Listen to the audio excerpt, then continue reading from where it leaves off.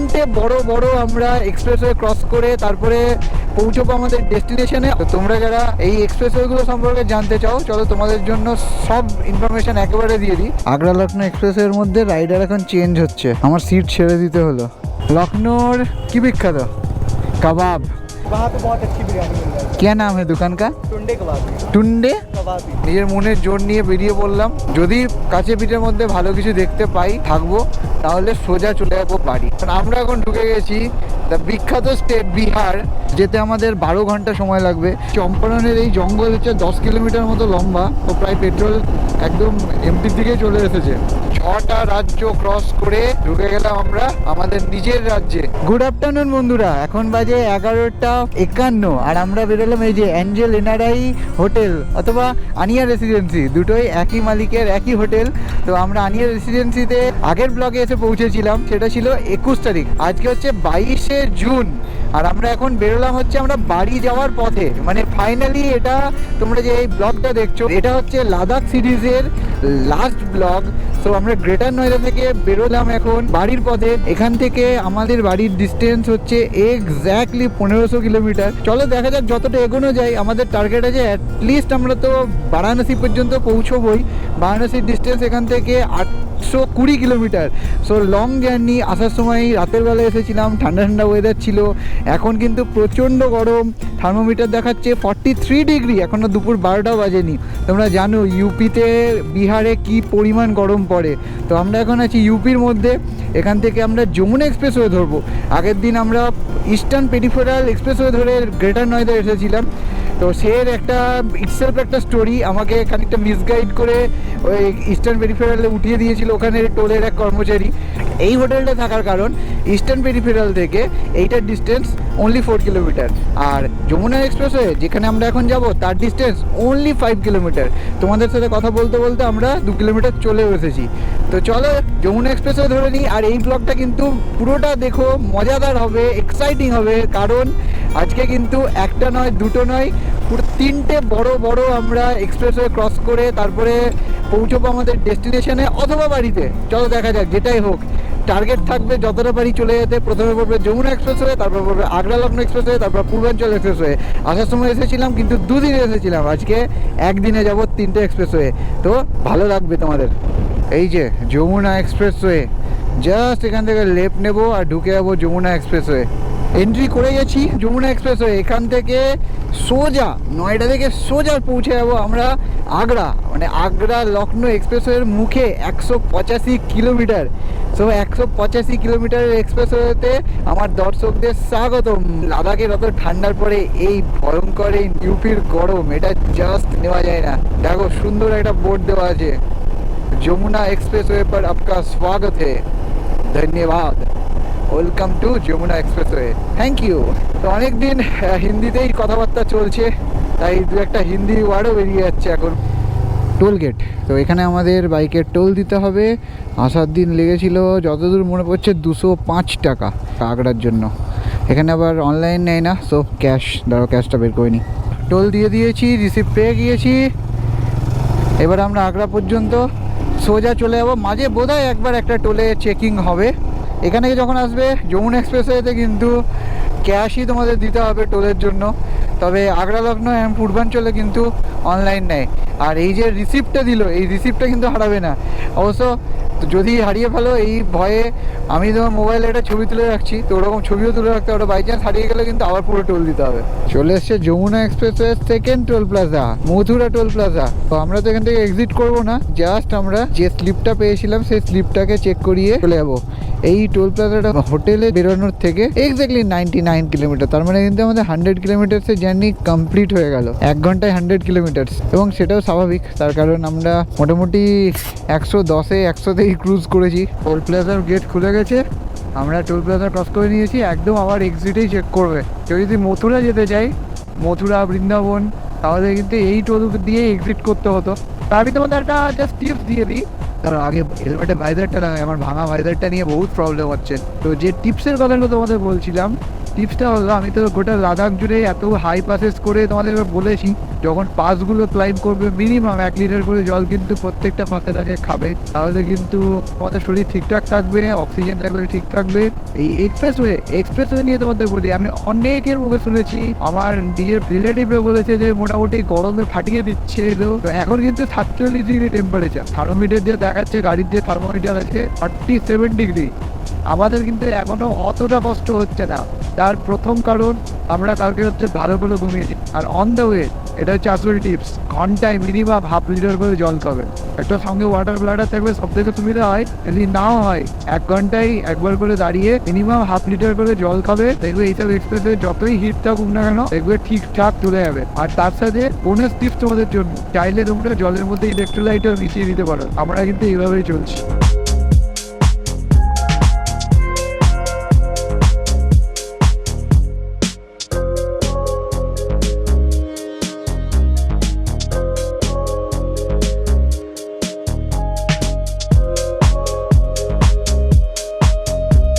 আমরা চলে এসেছি যমুনা এক্সপ্রেসওয়ের আরও একটা টোলগেটে। এটাই কিন্তু লাস্ট আমাদেরকে চেক করাতে হবে, এবং যেহেতু টোল দেওয়াই আছে, তো আই হোপ দেখে আমাদের গেটটা খুলে দেবে।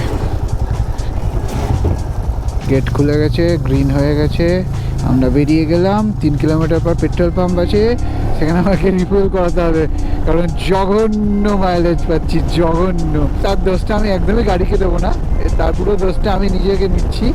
110-এ যদি কেউ ক্রুজ করে, তাহলে হিমালয়ানের মতো গাড়ি ডেফিনেটলি মাইলেজ তো এক্সপেক্ট করাই যাবে না।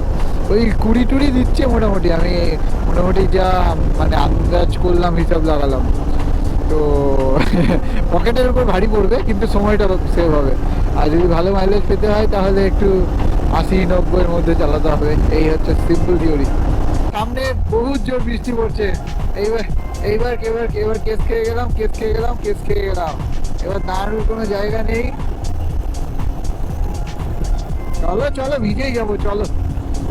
এটা একটা নর্মাল টোল প্লাজা, যেটা আমরা এক্সামশন ভেহিকল লেন দিয়ে ক্রস করে যাচ্ছি।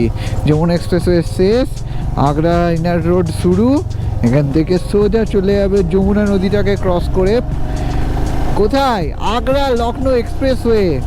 320 কিলোমিটার, 185 কিলোমিটার আমরা এলাম। এরপরে নেক্সট আবার 320। আগ্রা লখনৌ এক্সপ্রেসওয়ের তো মুখে আমরা চলে এসেছি, কিন্তু প্রবলেম হয়ে গেছে হচ্ছে পেট্রোল এখন কোথায় পাবো? এখনও তো কোনো পেট্রোল পাম্প দেখতে পাইনি। তাই মোবাইলে সার্চ করছে কোথাও সামনে পেট্রোল পাম্প আছে নাকি। দেখি একটু লোকালকেও জিজ্ঞেস করি, ভাইয়া ইধর পে পেট্রোল পাম্প है? कितने आगे? 2 किलोमीटर यहाँ से। আচ্ছা, আমাদের একটু এক্সট্রা জার্নি করতে হলো, প্রায় 6 কিলোমিটার মতো আসতে হলো, 6 কিলোমিটার মতো যেতে হচ্ছে। 2000 টাকার তেল ভরিয়ে পুরো ট্যাঙ্ক ভর্তি করে নিয়েছি। পেট্রোল ভরে গাড়ি একদম পেট ভরে গেছে। এবার অঞ্জিলা খিদে পেয়েছে, গাড়ির খাওয়াটা শুধু খাওয়াবে, আমার খাওয়াটা কোনো ব্যাপার না। সেই জন্য এখানে দাঁড়িয়ে পড়েছি। আর কাকার এখানে কাছে মৌসুমীর জুস নেব, মৌসুমী নিলে 80 টাকা কিলো, ওই 80 টাকা কিলোতে 3 গ্লাস জুস হবে। বাহ, তাহলে আমার 2 গ্লাস, তোমার 1 গ্লাস। দেড় খাবারে শেয়ার হয় না।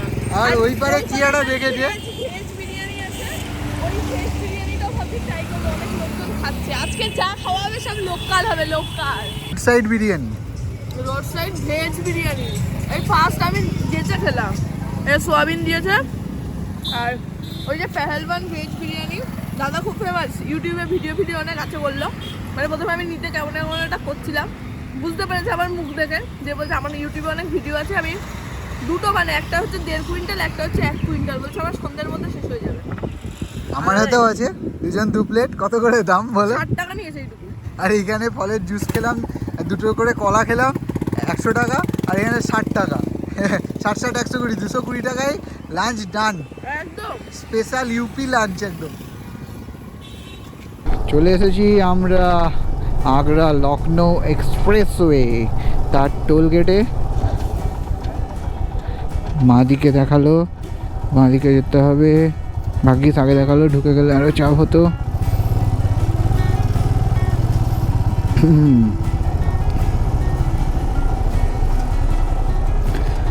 330 টাকা টোল নিল, তোমরা যারা আগের ব্লগ দেখেছো, আমার পুরো সিরিজটা দেখেছো, তারা তো জানো।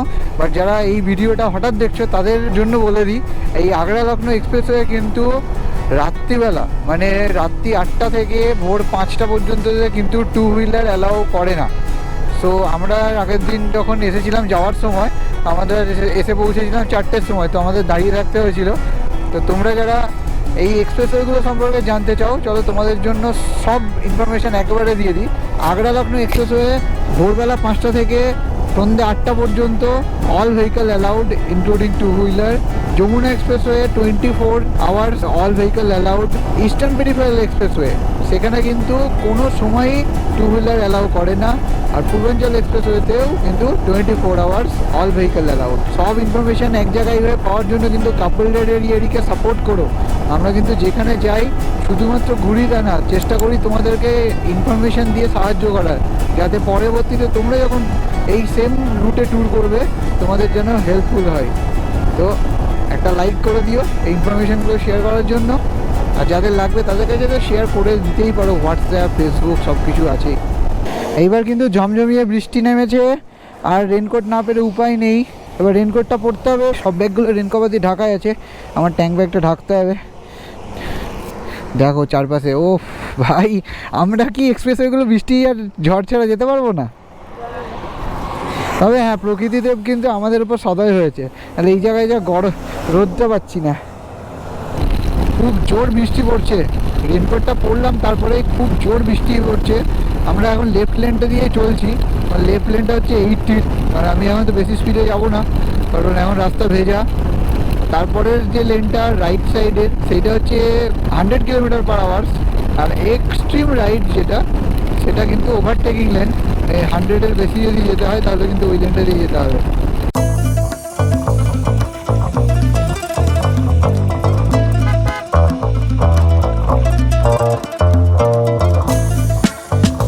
আগ্রা লখনৌ এক্সপ্রেসের মধ্যে রাইডার এখন চেঞ্জ হচ্ছে, আমার সিট ছেড়ে দিতে হলো।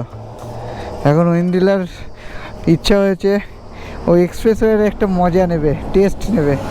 আচ্ছা তাই চলো, আমি একটু পিলিয়ন সিটটাই অকুপাই করে বসি। আগ্রা লখনৌ এক্সপ্রেসওয়েতে ওয়েন্ডিলা গাড়ি ভাগাচ্ছে 100 স্পিডে, আমি এখন পিলিয়ন সিটে বসে একটু রিল্যাক্স করছি। পিছনের ভিউটা কিন্তু খারাপ না, কি বলো তোমরা?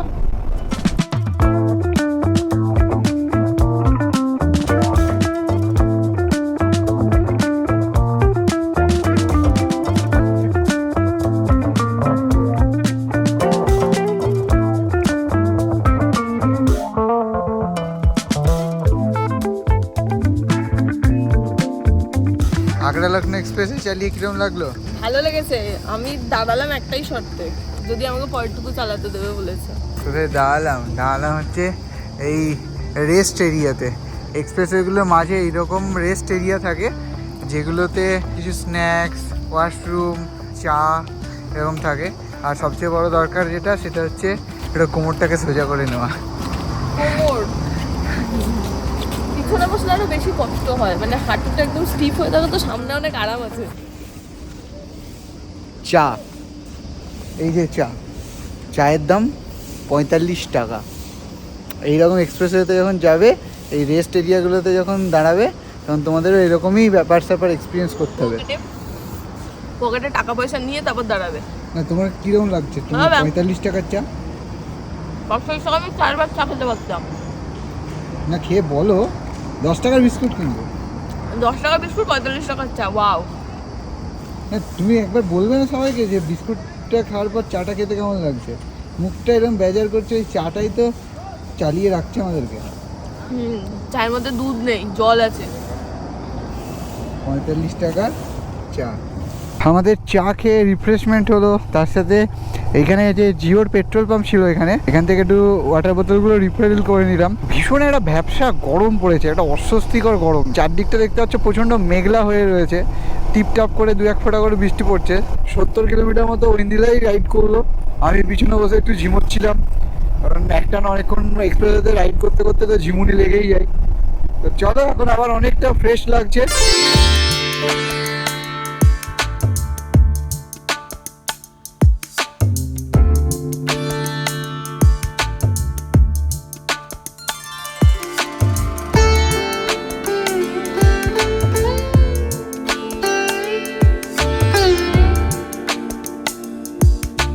আমাদের লাদাখের জন্য ঘুরতে বেরোনো 21 দিনে পড়লো আজকে, তো 3 সপ্তাহ এত লং ট্যুর আমি অবন্দিলা কেউই এর আগে করিনি।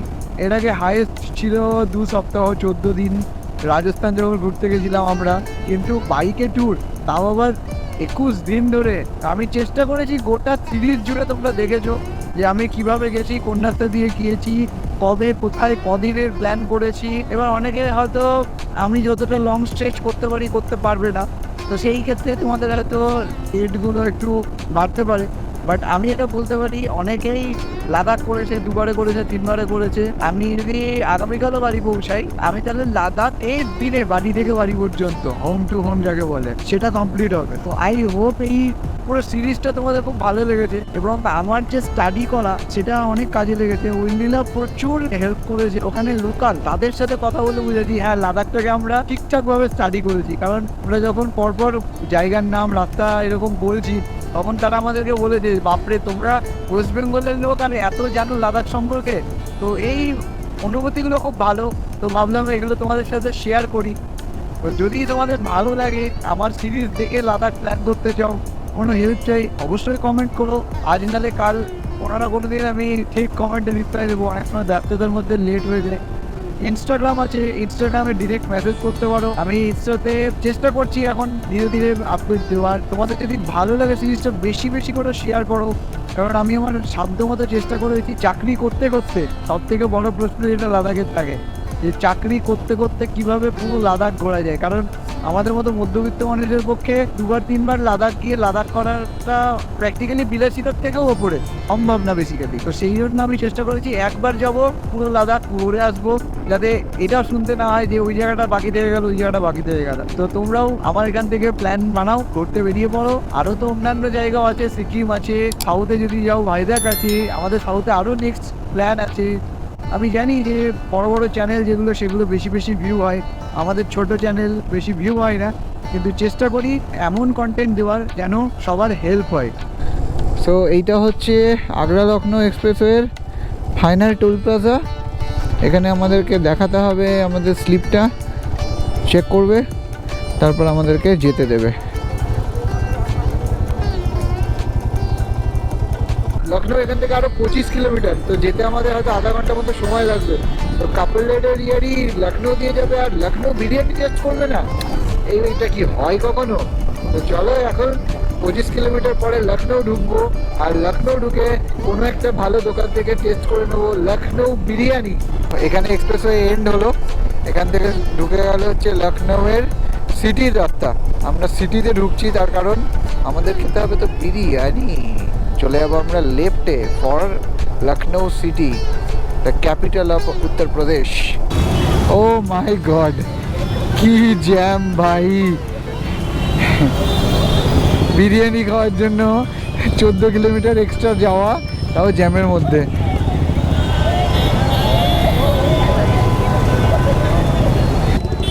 এই দেখো দেখো, কোনো মাথা নেই মুন্ডু নেই, পুলিশের পাশ দিয়ে ঢুকে দিচ্ছে। যাতা যাতা ওই সামনে দেখতে পাচ্ছ বিরিয়ানির পথপ্রদর্শক চলছে, স্কুটিতে আছে। এই দাদাদের জিজ্ঞেস করলাম যে দাদা সব থেকে ভালো বিরিয়ানি কোথায় পাওয়া যায়। आपको लखनऊ की फेमस खानी है? हाँ हाँ फेमस खानी है हाँ। तो आपको टुंडे कबाब भी चाहिए। एक मिनट साइड सर। आपको टुंडे कबाब भी जाना चाहिए, सीधे जाएंगे हाँ। आगे से चौक के लिए किसी से भी पूछ लीजिए। अच्छा, चौक जाएंगे वहाँ पे मिल जाएगी आपको, वहाँ पे बहुत अच्छी बिरयानी मिल जाएगी। क्या नाम है दुकान का? टुंडे कबाब। टुंडे कबाबी। टुंडे कबाबी। कितना दूर है यहाँ से? 5 से 6। हाँ हाँ ये ऑथेंटिक लखनऊ बिरयानी हाँ। है ना? कलकत्ता से है ना ऑथेंटिक लखनऊ। वही देखा कपल्स राइडर, इस नाम से आप लोग का यूट्यूब। यही नाम से है।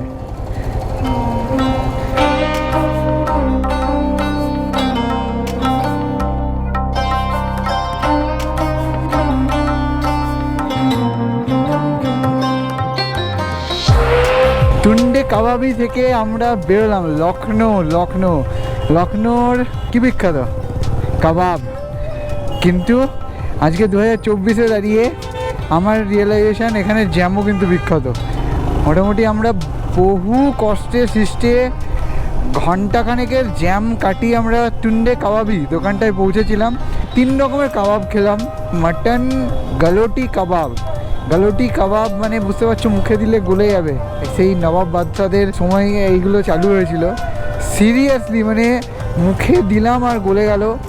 আর তার সাথে খেলাম চিকেন শিক কাবাব, দারুণ ছিল। আর বিরিয়ানিটা আমি বলবো অ্যাভারেজ ছিল, হয়তো খুব ভালো, বাট এটা যেহেতু different style, first time try করলাম, সেহেতু হাফ প্লেটে 2 পিস করে মাটন দিয়েছিল এবং সাইজগুলোও যথেষ্ট ঠিকঠাক। সেই হিসাবে ভালো লেগেছে, ভালো খাওয়া দাওয়া হলো। দোকানটা সম্পর্কে কি বলবো, দোকানটা মানে বহু সেলিব্রিটি এসেছিলো, সেই সব ছবি টবি দেওয়া আছে। আর তার সাথে বেশ সেলফি তোলার জায়গা আছে। গরমের মধ্যে আর কিছু ভালো লাগছিল না, চটপট করে খেলাম দিয়ে বেরিয়ে গেলাম, কারণ এখন বাজে 9:05 আর এখনও আমাদের যেতে হবে 322 কিলোমিটার। আর তার মধ্যে আবার আছে এই লখনৌ সিটি থেকে বেরোনো, তার মানে বুঝতে পারছো আবার জ্যাম ঠেলা।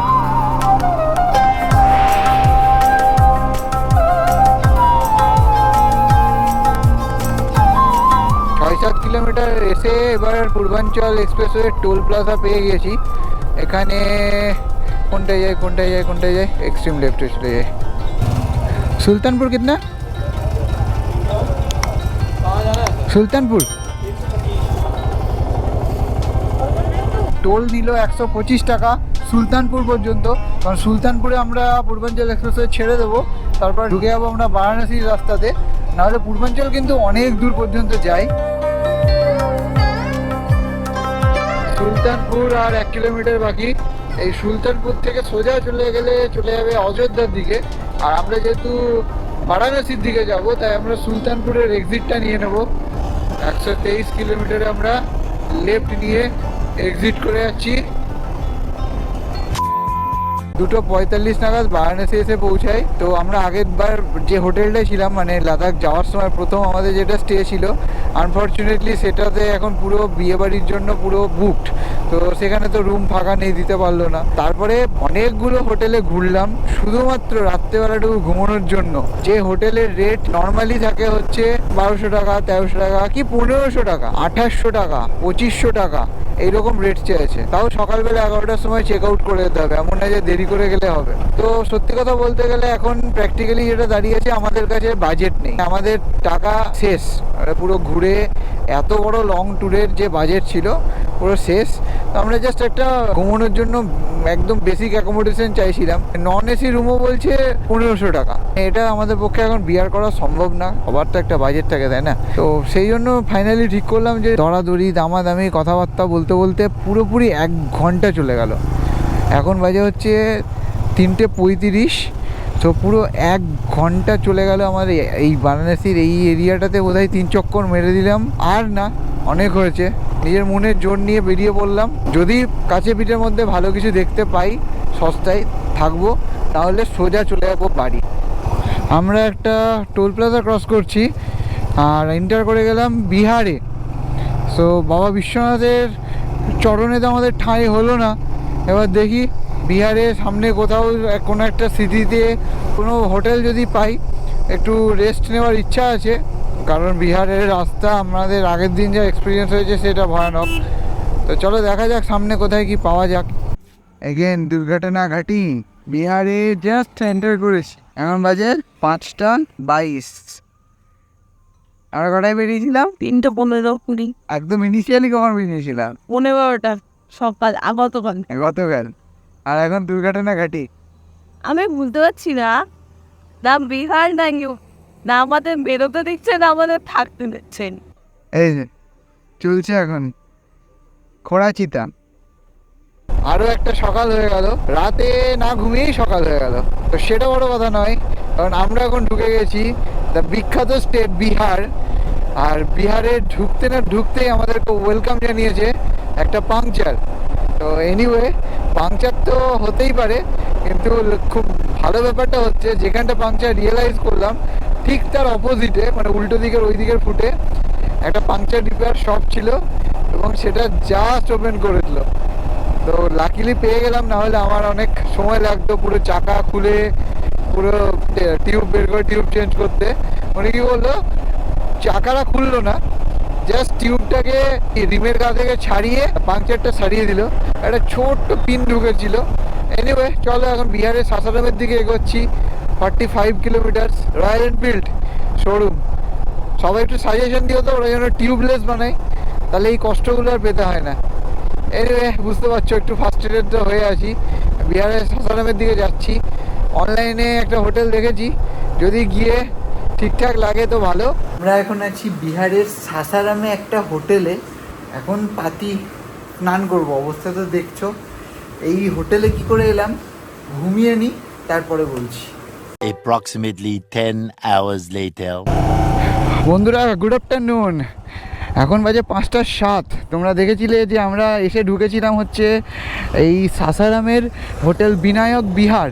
তো বেসিক্যালি এটা ছিল আমাদের রেস্ট স্টে, মানে আমরা ঘুমানোর জন্য ঢুকেছিলাম। তো আমরা কটা থেকে 8টা থেকে 4টে পর্যন্ত শুধু ঘুমিয়েছি, বিকজ গতকাল রাত্রে ফুল নাইট রাইড করার পর আমরা পুরো এক্সজস্টেড ছিলাম। এবার আমরা বেরিয়ে পড়লাম ফাইনালি আমাদের বাড়ির বিছানায় শোবো বলে, কারণ এখন আমরা যাচ্ছি কলকাতা, আমাদের নিজেদের বাড়ি। 556 কিলোমিটার এখান থেকে কলকাতার ডিস্টেন্স, যেতে আমাদের 12 ঘন্টা সময় লাগবে।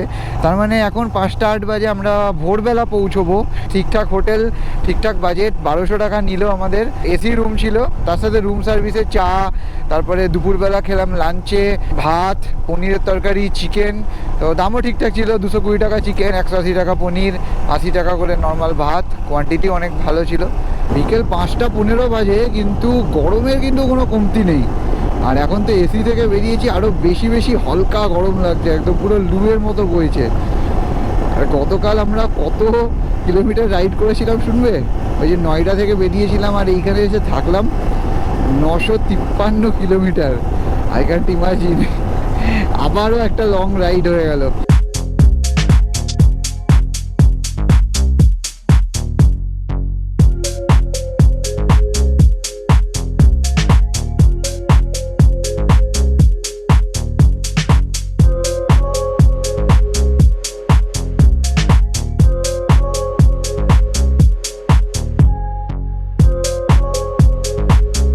টাইম এখন সানসেটের, আর একটা সুন্দর সূর্য দেখে ড্রোন শট নেওয়ার লোভটা সামলাতে পারলাম না। কেমন লাগলো এই NH-19 ওপরে ড্রোন শট দিয়ে সানসেটটা? তো চলো এখন সানবাবুজি সেট হয়ে গেছে, আমাদের এবার লাইট জ্বালানোর টাইম হয়ে গেছে। টোলগেট এখান থেকে 1.25 কিলোমিটার, আর বিহার এখান থেকে এখনও অনেকটাই বাকি আছে। চলো যখন বিহার শেষ করে ঝাড়খণ্ডে ঢুকবো তখন রাস্তা আর একটু ভালো হবে। রাস্তা একদম বাজে বিহারে। 7:44 বাজে, পুরোপুরি অন্ধকার হয়ে গেছে। আমরা এখন চম্পারণের জঙ্গলের মধ্যে দিয়ে যাচ্ছি। এই চম্পারণের এই জঙ্গল হচ্ছে 10 কিলোমিটার মতো লম্বা। বিহারের বর্ডারটাই হচ্ছে চম্পারণের জঙ্গল। যখন তোমরা ওভার দ্য রোড যাবে, ক্রস করে যাই, আর ক্রস করে কোনো একটা পেট্রোল পাম্পে দাঁড়াবো। ঝাড়খণ্ডে ঢোকার পরেই কোনো পেট্রোল পাম্পে দাঁড়াবো। আমার অলরেডি 113 কিলোমিটার রিজার্ভ হয়ে চলে গেছে, তো প্রায় পেট্রোল একদম এমপির দিকেই চলে এসেছে। কিন্তু বিহারে বললাম না তেলটা, কারণ বিহারে তেলের দাম অনেক বেশি। তো তার থেকে ঝাড়খণ্ডে বললে অনেকটা সেভ হবে। পেট্রোল ভাড়া চলছে 99.21, আর বিহারের রেট ছিল হচ্ছে 106.89। ও তো 13.86 লিটার, মানে আমার ওই আর 1200 মতো তেল এখনো ছিল। পুরো লাদাখ ট্রিপের আজকে হচ্ছে লাস্ট রাত্রিবেলা, তো সামথিং তো স্পেশাল বানতা হ্যায়। এত সুন্দর একটা রাইড হলো আমাদের, দারুণ। তোমরা এত ভালোবাসা দিয়েছো, থ্যাংক ইউ তার জন্য।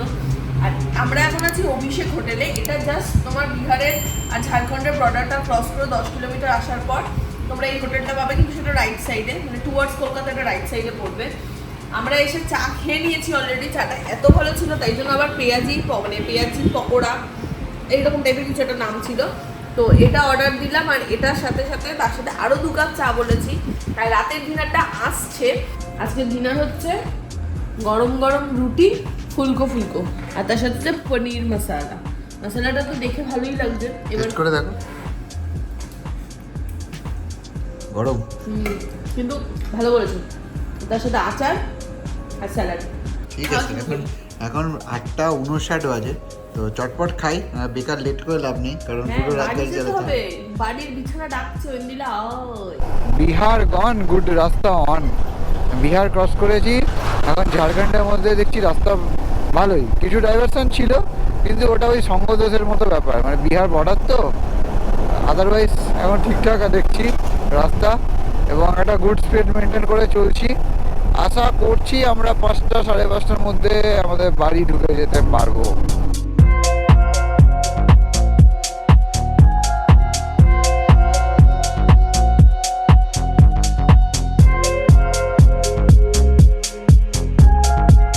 চলে এসছে সেই বরাকর ব্রিজ, নিচ দিয়ে চলে গেছে বরাকর নদী, ওপরে আমরা ছেড়ে চলে এলাম হচ্ছে ঝাড়খণ্ডকে। 6টা স্টেট, 6টা রাজ্য ক্রস করে এই ব্রিজটা যেখানে শেষ হচ্ছে ঢুকে গেলাম আমরা আমাদের নিজের রাজ্যে, পশ্চিমবঙ্গে। এই ফিলিংসটা দারুণ, কারণ একটা স্বপ্নের একটা ট্রিপ, এত দিনের প্ল্যানিংয়ের পরে যে ট্রিপ করতে পেরেছি, সেই ট্রিপের এন্ডে, প্রায় এন্ডে, নিজের রাজ্যে ঢুকে গেছি এবার। আর তো একটুই রাস্তা বাকি। আমরা এখন ক্রস করছি আসানসোল সিটির ওপর দিয়ে। তো হাই আসানসোলবাসী, যদি কেউ আমার ভিডিও আসানসোল থেকে দেখছো কমেন্ট করে বলো আই এম ফ্রম আসানসোল। এখন সময় হচ্ছে 12টা 58। আমরা দুর্গাপুরের মধ্যে দিয়ে যাচ্ছি। ভিউটা ডিফারেন্ট বিকজ আমি এখন পিছনে বসে আছি, আমার একটা হালকা ঝিমনি লাগছিল, তো সেই জন্য ইন্দিরাকে বললাম যে তুমি এবার একটু চালাও, ওরও একটু চেঞ্জ হবে, আমার একটু চেঞ্জ হবে। ঘড়িতে সময় এখন 1:36। আমরা দাঁড়িয়েছিলাম হচ্ছে এই টি স্টলে, পিছনে হচ্ছে পানাগড় টোল প্লাজা। ইন্দিরা এখন ট্রেনে এলো বেশ 80-90-তে। এবার আমি চা খেলাম, পাস খেলাম, তার সাথে ওটাকে কী বলে ছানার কেক খেলাম, আর কি একটা যেন সয়া স্টিক, ওই যে একটা কি একটা সয়াবিনের মতো বিস্কুট খেলাম। এত কিছু খেয়ে ঘুম কাটিয়ে আবার আমাদের ফাইনাল ল্যাপের জন্য আমরা পানাগড় থেকে বেরোচ্ছি। পানাগড় থেকে আমাদের বাড়ির ডিস্টেন্স 173 বোধ হয়, তাই না? 173 কিলোমিটার।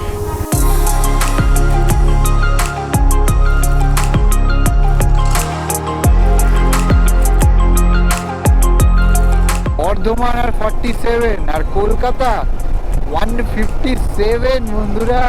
তবে আমাদের ডিস্টেন্স বোধহয় এটার থেকে একটু কম হবে, আমাদের বাড়ির ডিস্টেন্স, কারণ এটা বেসিক্যালি ধর্মতলাকে ইন্ডেক্ট করে। এই আমাদের ল্যাংচার শহর শক্তিগড়, এখানে দাঁড়িয়েছিলাম আদি কৌশিকের ল্যাংচা। তো এখন অনেক দোকান আছে, আমরা তো বেসিক্যালি ল্যাংচা খেতে দাঁড়াইনি, দাঁড়িয়েছিলাম হচ্ছে ঘুম আটকাতে, মানে চা খেতে দাঁড়িয়েছিলাম অ্যাকচুয়ালি। তো চা খাওয়া হয়েছে, চাটা ভালো ছিল, দারুণ কড়া করে চা বানিয়ে দিয়েছে। তার সাথে আবার শেষে আবার যদি একটা ল্যাংচা না খাওয়া হয় তাহলে আবার এই ল্যাংচা শহরের অসম্মান হয়ে যেত, তাই একটা করে ল্যাংচা হয়ে গেছে। আর এখান থেকে আমাদের বাড়ি 87 কিলোমিটার। দেখতে পাচ্ছ আমরা চলে এসেছি এখন বালি ব্রিজে, মানে দক্ষিণেশ্বরে। দুর্ধর্ষ একটা অনুভূতি, লাদাখ, মানে প্রতিটা বাইকারের কাছে এটা একটা স্বপ্ন, আর সেই স্বপ্নটাকে বাস্তব করে আজকে বাড়ি ফিরে এসেছি। 2 জুন থেকে আজকে 23শে জুন, 22 দিন ধরে আমরা 7-8টা রাজ্যের উপর দিয়ে গিয়েছি, বিভিন্ন জায়গা ঘুরে দেখেছি, তোমাদের সাথে সেই জায়গাগুলোর শেয়ার করেছি, আমাদের ভালো লাগা, খারাপ লাগা, আমাদের প্রবলেম, আমাদের অনুভূতি, সমস্ত কিছু তোমাদের সাথে এই সিরিজ জুড়ে শেয়ার করেছি। তোমাদের আশা করি সব ভালো লেগেছে। লাদাখের বিভিন্ন পার্ট, যেরকম Zanskar, Nubra valley, Pangong lake, Chumathang region, ওয়ার্ল্ডের হাইয়েস্ট পাস উমলিংলা, খারদুংলা, আমাদের লাস্ট ভিলেজ যেটা ডেমচক চীনের বর্ডারে, তারপর সোমরিরি লেক যেটা একটা অফবিট লাদাখের মধ্যে পড়ে, সমস্ত কিছু আমরা ঘুরে দেখেছি। তো তোমরা বলো তোমাদের কেমন লাগলো। আজকের ব্লগটা দেখতেই পেলে যে 2টো রাত পেরিয়ে ভোর হয়ে গেল, তো 2টো দিন মানে অলমোস্ট কন্টিনিউ আমরা বাড়ির পথে। আমাদের অ্যাচিভমেন্টটাকে অ্যাপ্রিসিয়েট করার জন্য ভিডিওটা একটা লাইক করে দিও, কমেন্ট করো, অবশ্যই কমেন্ট করো, এই সিরিজটা শেয়ার করো সবার সাথে, তাতে হয়তো অনেকের হেল্প হবে, অনেকে প্ল্যানিং করতে সুবিধা হবে। আমরা লাদাখের সাথে সাথে আগ্রা ঘুরেছি, সেই ভিডিও দিয়েছি, কাশ্মীরের কিছু পার্ট যেমন শ্রীনগর ঘুরেছি, সেগুলোও আছে সিরিজের মধ্যে। ফাইনালি যেখান থেকে শুরু করেছিলাম সেইখানে পৌঁছে গিয়েছি। গাড়ির ওডোমিটার বলছে 21,976.5। শুরু করেছিলাম 15,000-এ। তোমরা তো বুঝতে পারছো কত হয়। 6,976 kilometre. So Ladakh is done, bucket list থেকে একটা চেকমার্ক ডান। এই গাড়ি অনেক ওয়াটার ক্রসিং, অনেক পাহাড়, অনেক পাস আমাকে সাথ দিয়েছে, আর তোমরাও দিয়েছো আমার সাথ, সেজন্য তোমাদেরকে থ্যাংক ইউ। তো চলো আজকে 24শে জুন 4:49 সাইনিং অফ কাপল রেডারিয়ারি। দেখা হবে নেক্সট সিরিজে।